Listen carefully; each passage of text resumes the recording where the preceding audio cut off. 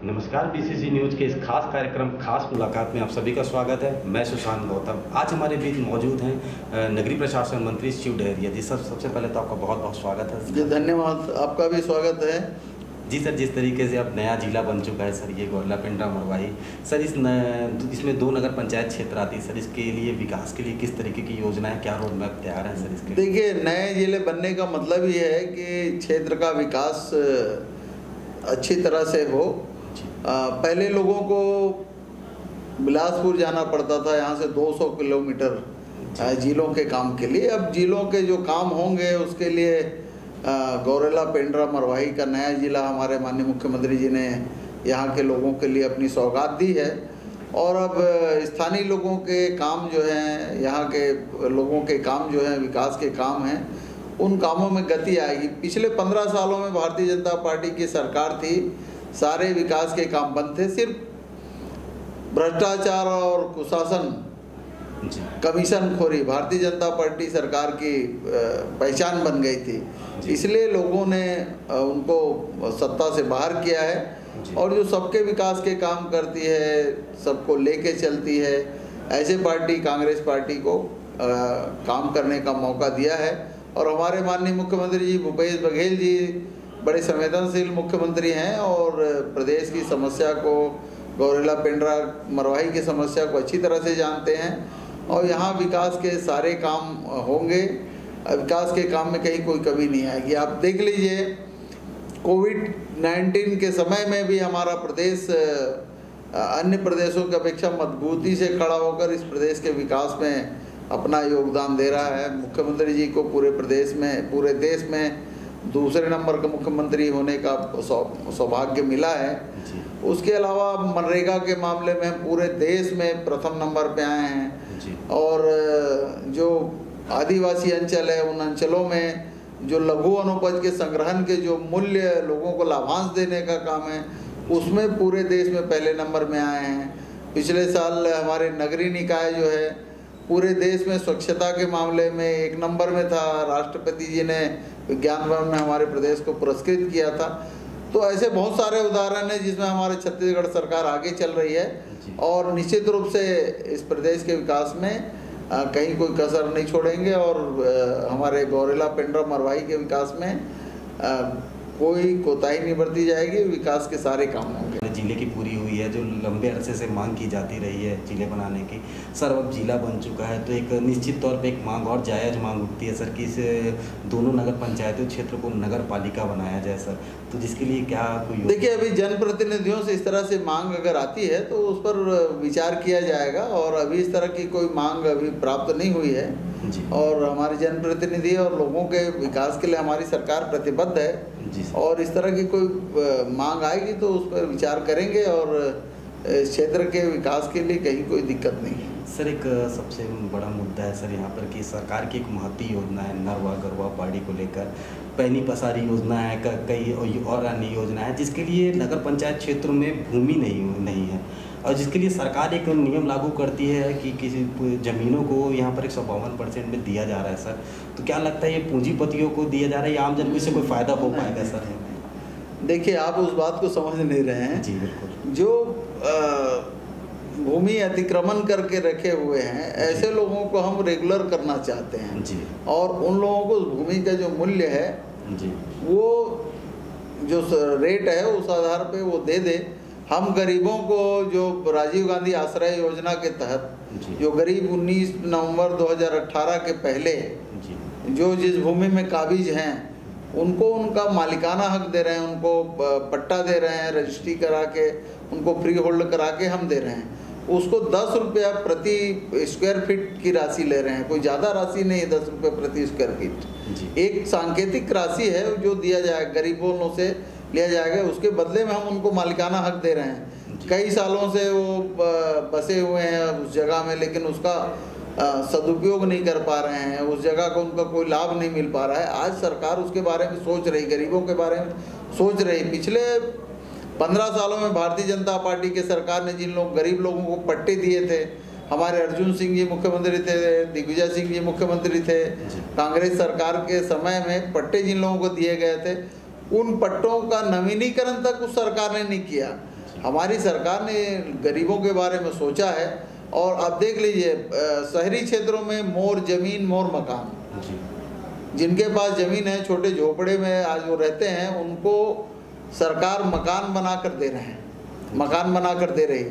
2,28,000 रुपया हम सरकार की ओर से उनको उपलब्ध करा रहे हैं। इसके अलावा मोर मकान मोर चिन्हारी, इस योजना के तहत 4 लाख रुपया की राशि हमारी सरकार दे रही है।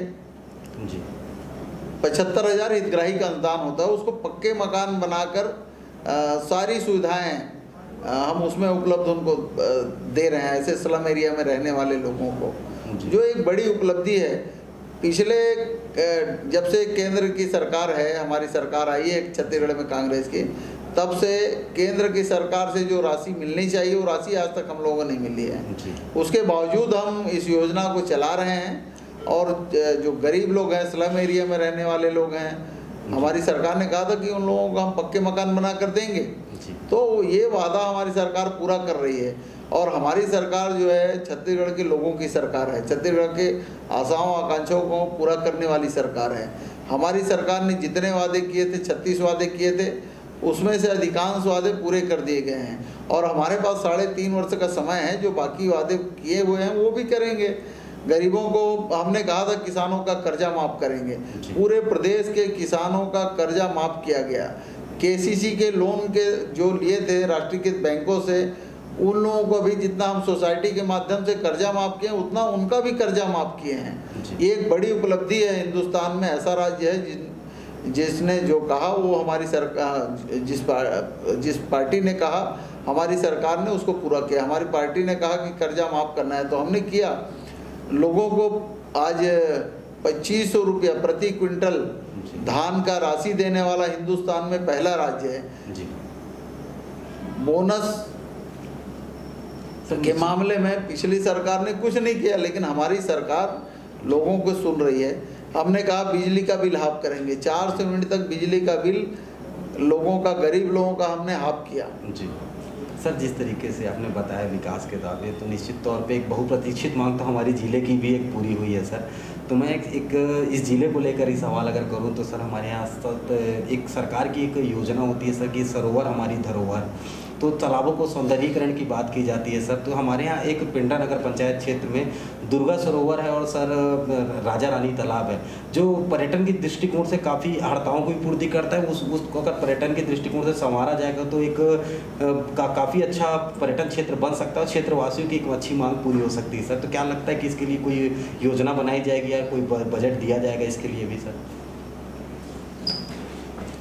थोड़ी देर में वीडियोग्राफी हो रही है सर। मैं तालाब हमारे सरोवर की बात कर रहा था सर, इस पे कि किस तरीके से इसको योजनाओं में। निश्चित रूप से हमारी सरकार की योजना है सरोवर धरोहर योजना है जी। जो हमारे धरोहर हैं, जो हमारे तालाब हैं, उन तालाबों को उनका सौंदर्यीकरण करने का काम हमारी सरकार कर रही है। जैसे आप देख लीजिए, जितने तालाब थे पिछले 15 सालों में, योजना होने के बाद भी उन पर कोई काम भारतीय जनता पार्टी की सरकार ने नहीं किया जी।